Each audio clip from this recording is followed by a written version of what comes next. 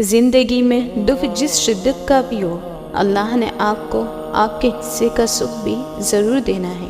آپ کا حساب کتاب شاید غلط ہو جائے، لیکن اس کے پاس سارا حساب کتاب بالکل اپنی اصل حالت میں موجود ہے۔ وہ اگر دکھ سے گزار رہا ہے تو سکھ بھی اس کے در سے ہی ملے گا۔ زرد پتے جہاں سے اترے ہیں، سبز پتے وہیں سے نکلیں گے انشاءاللہ۔ تمہارا رب جس چیز کو تمہارے قریب کر دے اس میں حکمت تلاش کرو، اور جس چیز کو دور کر دے اس پر صبر اختیار کرو۔ اللہ کے فیصلے کو سمجھنا انسان کی عقل سے باہر تر ہے۔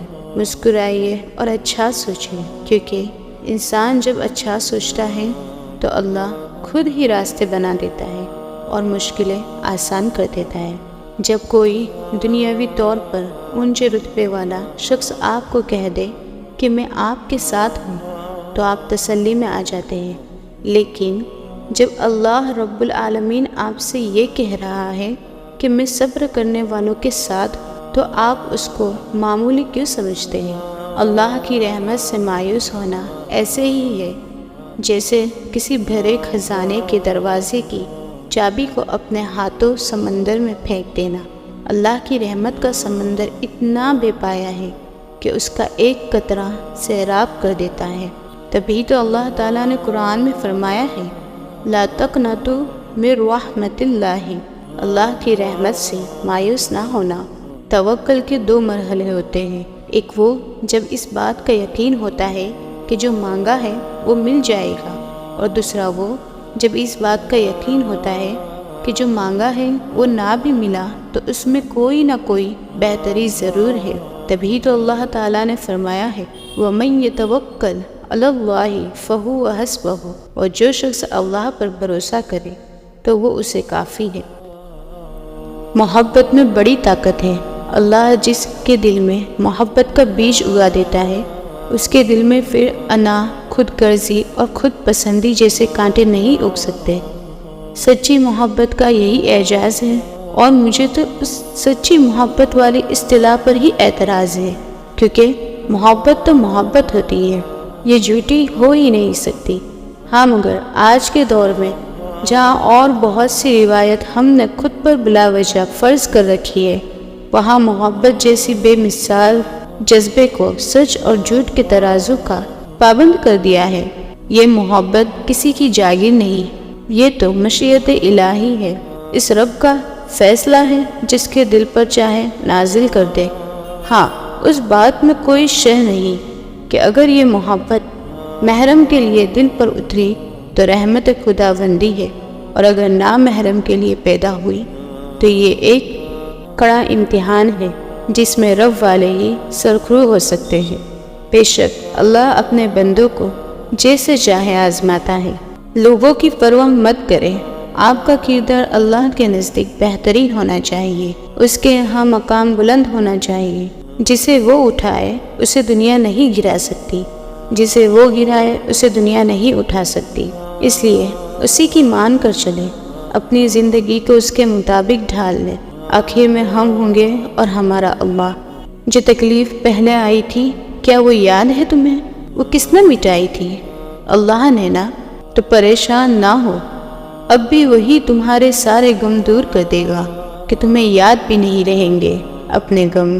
کیا تمہیں یہ لگتا ہے تمہاری زندگی میں کچھ بے مقصد ہو رہا ہے؟ کبھی کبھی جس درد سے تم گزر رہے ہوتے ہو وہ تمہیں کتنا کچھ سکھاتا ہے۔ اس وقت برداشت کرنا مشکل ہوتا ہے، مگر اللہ تعالیٰ نے تمہاری منزل تمہاری سوچ سے بھی زیادہ حسین رکھی ہے۔ بس اللہ پر یقین رکھو، وہ تمہیں ہمیشہ تھامے رہے گا۔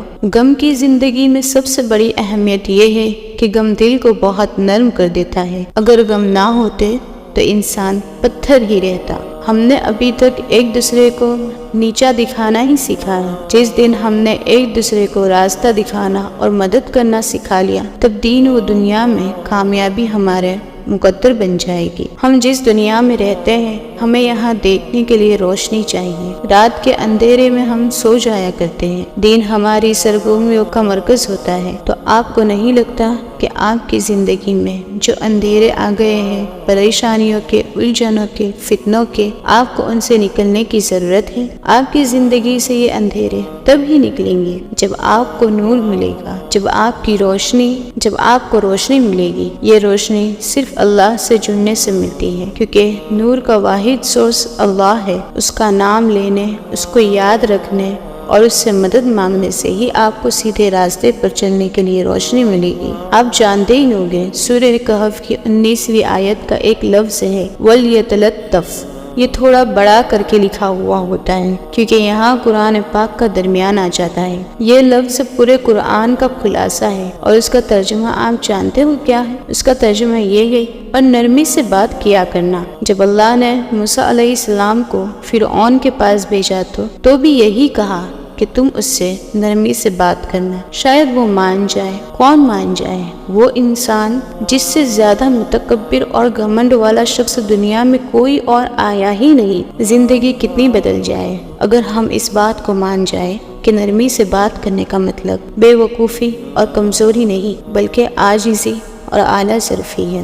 زندگی بہت عجیب ہے، ہم کسی بھی چیز کے بغیر آتے ہیں، پھر ہم ہر چیز کے لیے لڑتے ہیں، پھر ہم ہر چیز چھوڑ کر بغیر کسی چیز کے رخصت ہو جاتے ہیں۔ مشکل وقت میں دلاسا دینے والا کوئی اجنبی بھی ہو تو وہ دل میں اتر جاتا ہے، اور اس وقت میں کنارہ کر لینے والا کوئی اپنا ہی کیوں نہ ہو پر دل سے اتر جاتا ہے۔ اور سوچو، جس شخص نے اللہ کہ ہر فیصلے پہ سر جھکانا سیکھ لیا اور صبر کر لیا، اسے پھر دنیا کی کون سی چیز توڑ سکتی ہے؟ بس لوگوں کا درد ختم ہو جاتا ہے اور ان کی باتیں دکھ نہیں دیتی، کیونکہ تب دل یہ سوچ کر مطمئن ہو چکا ہوتا ہے کہ اللہ کافی ہے۔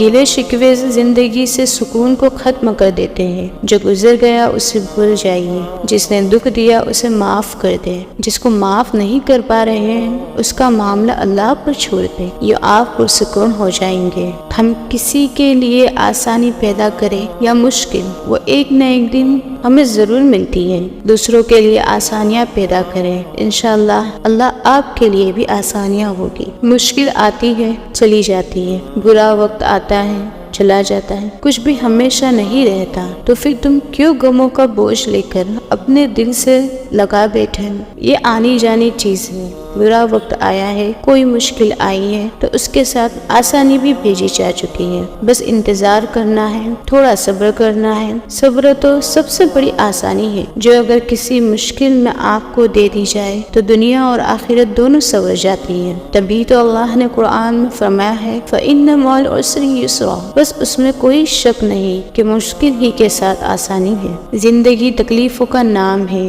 یہاں خوشیاں آتی ہے چلی جاتی ہے، اگر کچھ چھوڑ کے جاتی ہے تو اداسی، یقیناً تم بھی اداس ہو، پریشان ہو یا تکلیف میں گھیرے ہوئے ہو، لیکن پتا ہے ایک بات جو پتھر پر لکیر ہے جسے لکھ کے اللہ نے تمہیں تھما دیا ہے، جسے کوئی مٹا نہیں سکتا، جو بات کبھی بدلی نہیں جا سکتی ہے، وہ یہ ہے کہ آنے والا وقت ہمیشہ تمہارے لیے پہلے سے بہتر ہوگا۔ پھر چاہے کچھ ہو جائے تم اللہ پر یقین رکھ، تمہاری منزل بہت خوبصورت ہونے والی ہے انشاءاللہ۔ تبھی تو اللہ تعالیٰ نے قرآن میں فرمایا ہے وَلِلْآخِرَةُ خَيْرٌ لَكَ مِنَ الْأُولَىٰ، اور یقیناً بعد کا وقت تمہارے پہلے سے بہتر ہوگا۔ ایسا دروازہ بنے جس سے خیر داخل، اگر ایسا نہیں کر سکتے تو وہ کھڑکی بنے جس سے روشنی گزرے، اگر ایسا بھی نہیں کر سکتے تو ایسی دیوار بنے جو تھکے ہوئے کا سہارا دے، کیونکہ اللہ کی مخلوق سے محبت ہی اللہ سے محبت ہے۔ آپ کی دعاؤں کا جواب آئے گا، اور جب آئے گا تو وہ جواب آپ کے ہوش اڑا دے گا۔ جیسے ہم کوئی بہت کمال کی چیز دیکھتے ہیں تو حیرانگی کے مارے